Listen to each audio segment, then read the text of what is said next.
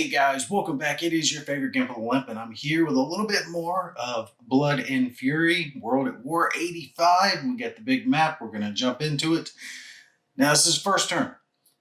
First thing, I heard the echo in it in the previous video. Sorry, again, I'm doing the best I can with the audio, but it's nothing I can really do for it. The room's hollow. My voice is going to sound a little echoey. It's just what it is. I can't set this map up anywhere else in my house. So large map, doing the best I can. Now, I already started filming this. There are actually a few units that have already moved onto the map. We'll zoom in on those here in just a second. But I was doing it like I did my other videos where I was kind of showing everything. And I realized very quickly, I can't do that. There's no way. If I start doing that, then this video is going to take 100 videos. No. So I'm going to do it more like an after action report. I'll go ahead and move the stuff, get it all on board, have it do whatever it's going to do. And then we'll film just that short little segment of whatever happened. That way it'll go a lot quicker and we can kind of get everything crammed in. You guys will see. But to show you what we got thus far, we had a designated formation come up. The 197th GTR came up. The 3 to 11th TR, forget what that one is. They came up as well as our Helo Squadron. These are the Hinds that are coming on board. So I'll show you where all those guys have appeared. All right, so for our Soviet forces that started on the map, it was pretty much just these guys here. And for them, I went ahead and put them in this front city. They could start anywhere here on this map 56 down in the bottom right. So there's far bottom right as they can get. What is this? If I remember right, I think that's east side. So whichever way, they're as far this way as they could go, but anywhere over here. And I want to get them pushing up this way. They have to get pushing up because the objective's up here. So I put them in the city, but not directly in the hexes where they could start taking fire because they're British units up here. They can sight down on them. Plus all those Challenger tanks are in a position to rain down hate over here if they have line of sight, which they obviously would if they move up. There's one little square here. It's got some forests that will block off some line of sight from the Challengers, but they still wouldn't be protected from the British off in that direction. So put them there for now until more reinforcements can come in because I'm going to try to swarm with the Soviet forces. Oh, and someone did mention to me that I might want to put some units here anyway because the Soviets and the victory objectives.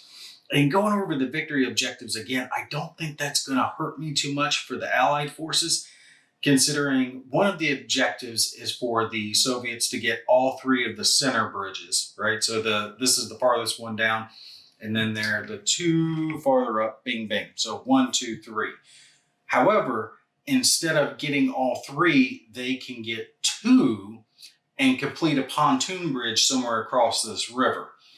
I really think they're going to stand a good chance of getting that one done because they can get this one.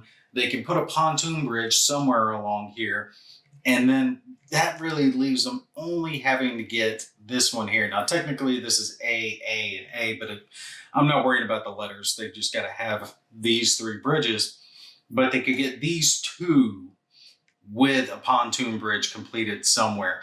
So even if I allow them to have that one, they still got to get this one, and I'm going to have a lot in their way in just open fields of fire for them to try to come through. There is some cultivated land here that's going to obstruct some of it. We'll have to see how that's going to affect it, but still with everything that I've got here, I think I can hold them back from this objective.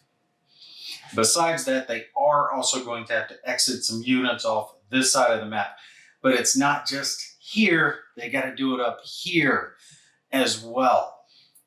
That I think they can do easier down here. Up here, I can slow them down more on this upper side of the map. However, I was just thinking about that. If I waste some of their infantry, I can do a end run around the defensive forces because I'm pretty much just trying to guard this cluster of objectives. However, we have already got one of the helicopter groups coming in. So they came in from the designated formation card. I do believe that was theirs. Yep, that designated formation allowed one of the helicopter units to come in, and these guys have not landed. They have come in, they're flying nape of the earth, and basically they're tucked all behind these buildings. Since I'm flying them nape of the earth, that limited their movement range. However, it prevents any of the Allied forces from being able to fire at them because they can't get a line of sight on them. They're basically hugging the ground all the way in. That only gives them 12 hexes of movement, but I can still keep moving these guys over the subsequent turns and either land them into these hexes here, behind it, drop the infantry off and let them come in and assault. And so you guys can see where we're at here. All right, so there's our helicopter units. These are the upper bridges I'm trying to defend. I can either land them, have them come into these hexes here, and then start trying to cross or attack down, trying to hit these forces from the backside, or I can come around and just use those guys to drop infantry and exit them off the far side of the map before the Allies have a chance to respond. I've got anti-air assets spread all throughout here. The only problem is when they're flying nape of the earth, I can't get a line of fire on them. If I flew them up high, just flew them, I could hit them with anti-aircraft fire. I don't have a lot. I've got like 3 pieces or so that have AA capabilities up here. So I could get some of them, but these guys really don't have that good a defense, so they stay nape of the earth. Even if it takes them longer, they're very well defended. And that's only one group. I got another group coming in. Also over here on the backside, I've got a couple of Hinds doing the same damn thing. Nape of the earth, brought them in as far as they could come, but now that gives me options with them. I can dip them down, go after the recon.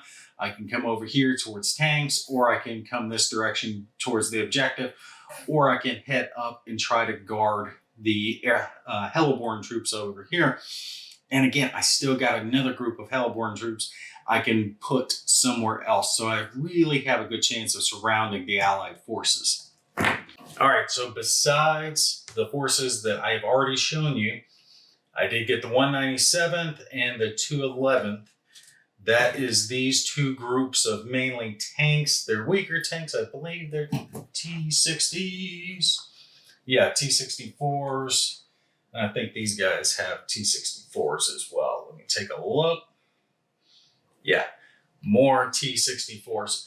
So T-64s and assorted light armored vehicles, some reconnaissance vehicles, some AA vehicles as well, coming up this direction. And then from the south, they're going to reinforce with the recon group, the Soviet recon group that is there, and start making their push. But again, I'm trying to keep the Soviet forces back out of the line of sight of any of these forces, because thanks to a special rule in this scenario, these British forces can use the indirect fire capabilities that I have with other units if they get line of sight on these guys. So we got a hill, some city stuff that's blocking off line of sight here, down here. These guys haven't been able to be seen. Yeah, these guys are back behind the buildings. But I can call in on board indirect fire using these guys if these idiots get in the line of sight. So I want to get them as close as I can before making that push. All right, so that's kind of where we're at now. And just FYI, that's the amount of cards I got left for this turn. This is turn 1, and I've already done 4 cards. The only negative that I can really give this, let me show you guys. I can see it really well. I don't know if you guys can see it that well on camera, but there is a shade difference between the cards in the 2 different editions of World of War 85. So Blood and Fury and the Storm of Steel, I think. Yeah, I'm having a brain fart. Anyway, the 2 different copies have different shades on those cards. It's not a huge deal. I'm not going to worry about it.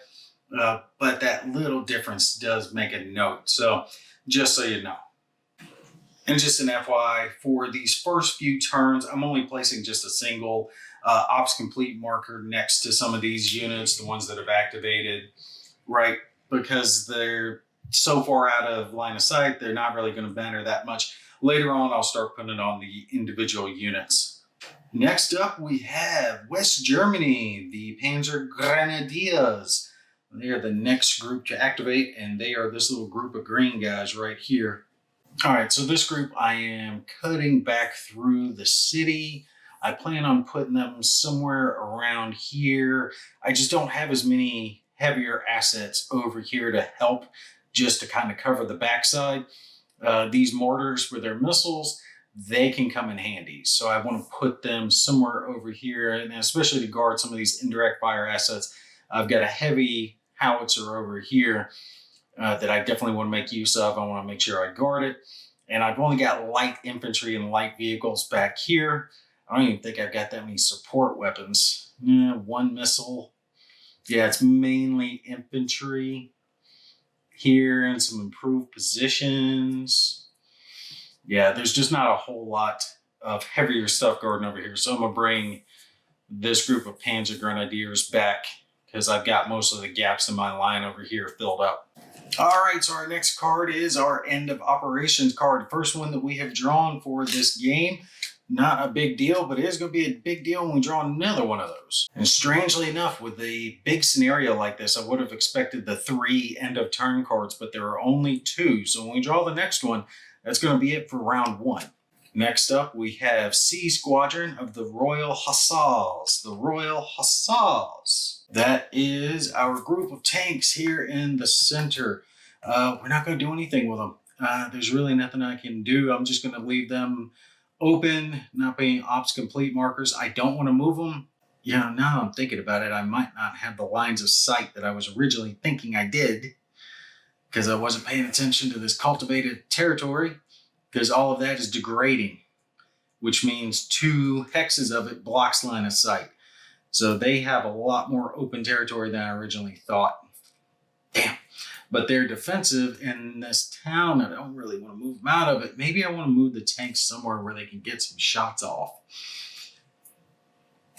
Yeah, because now I'm looking at it. Down over here, this is open, but I got to put them in this cultivated to make use of that open. Otherwise, it's not. And if I had one there, that would give me a line of sight down.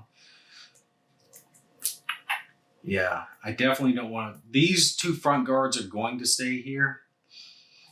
Where's their HQ? That's right there. Yeah, they've got good positions. I want to leave them there. I might move these back tanks around, though. The only thing is this cultivated terrain does not give me any defensive bonus for my vehicles. But it's not going to do me any good if I've got guys here, because that's got cultivated. It's barely got any, but it's got cultivated, which means it's blocked. I wasn't thinking about that when I set up. But if I got guys over here, then that gives me a line of sight all the way there. And that gives me a line of sight down in here. And 1 shooting over here. So we're definitely going to move some over. We got to try to hold these guys back. So we'll put him there. And what do you think? Maybe 1 over here to cut down there? Yeah. We'll bring this one up over to here for now. We'll spread out our tank firepower to make it to where we can cover these guys who are coming along. All right, that'll work. And our next card is going to be, the Airborne Douchebags again. Interesting. Them having 2 cards makes them a little more mobile than I would appreciate. Now, they don't technically have 2 cards. They've got 1, but they got that designated formation that can be used either for them or the green unit that's built out the same loadout. All right. If I cut back in this direction and I remain naked to the earth, it hides, these buildings will all hide me because I've got anti-air assets that can reach out this far. But I cannot hit them if I cannot see them. If they're tucked behind the buildings, they cannot go above. Right now, they're technically at level 0. They're at ground level. If they go across the building, they're ground level 1. You know, they're just above the building tops. Same if they go up on a hill, anything like that. But the higher they go, the more likely it is they can get hit. And I can't raise them because like I said, I've got missiles that can reach out over here, which was my plan. It prevents them from being able to come in and just fly around anywhere they want to, because they'll take shots the moment that they do.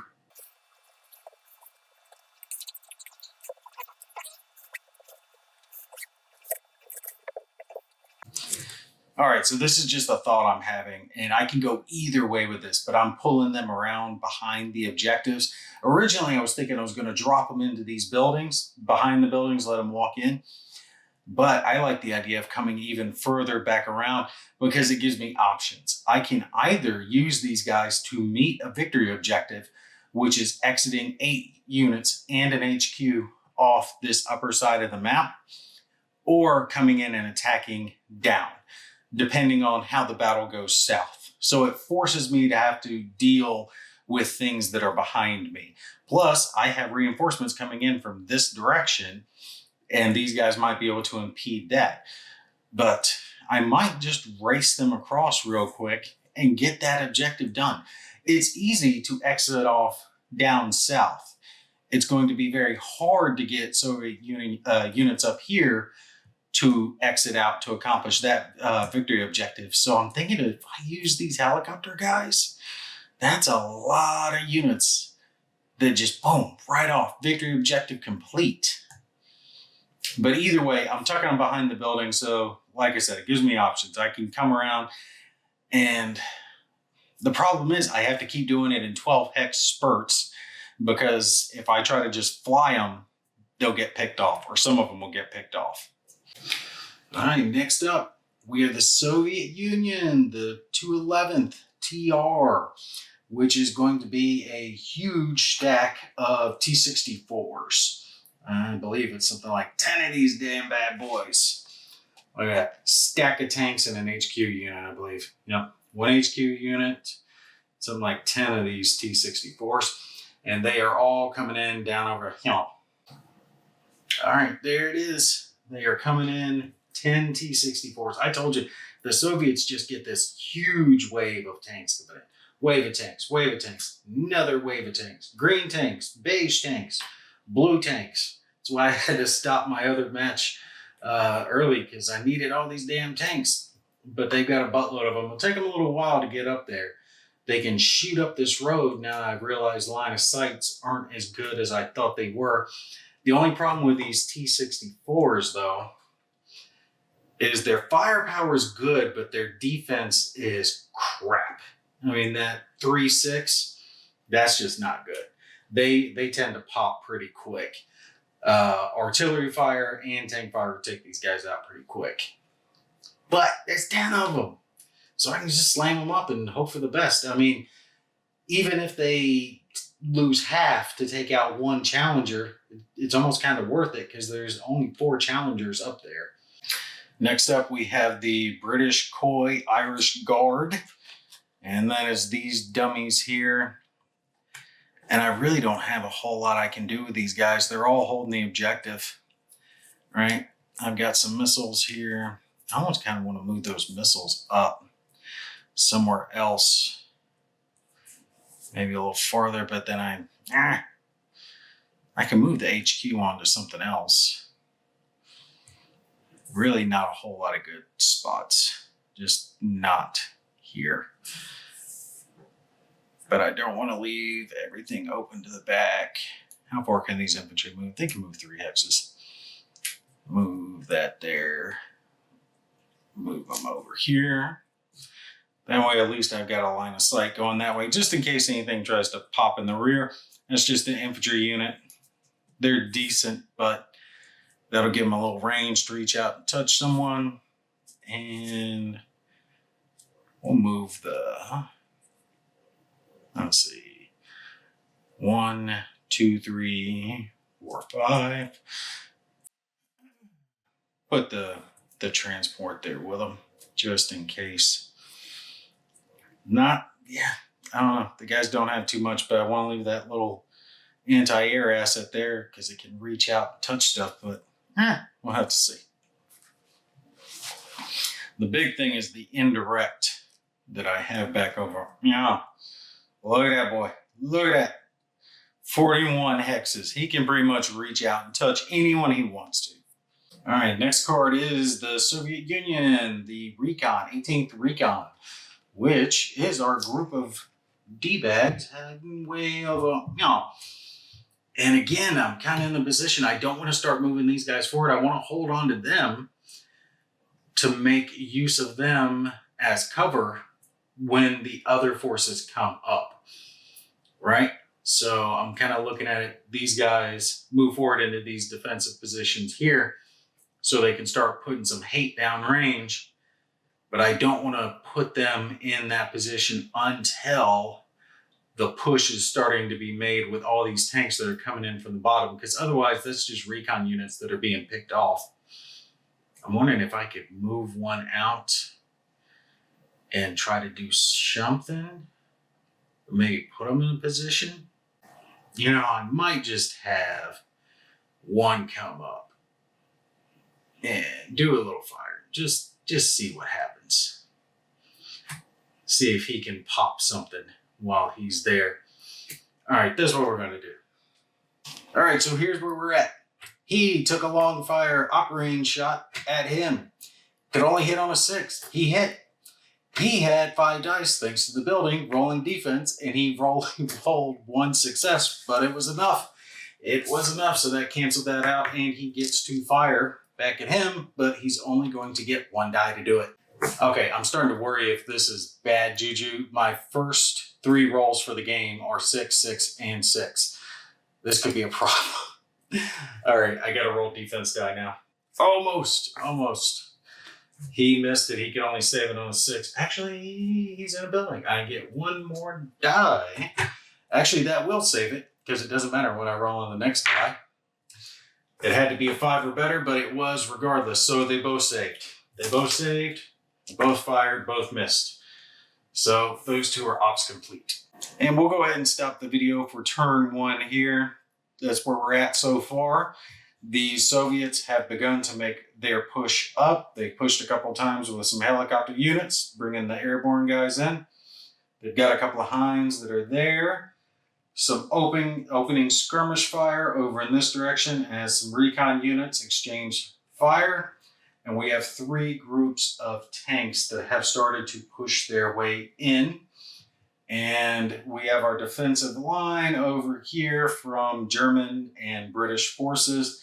And some of them are starting to push back to try to kind of fill some of these gaps over here. But I've got a pretty decent defensive line.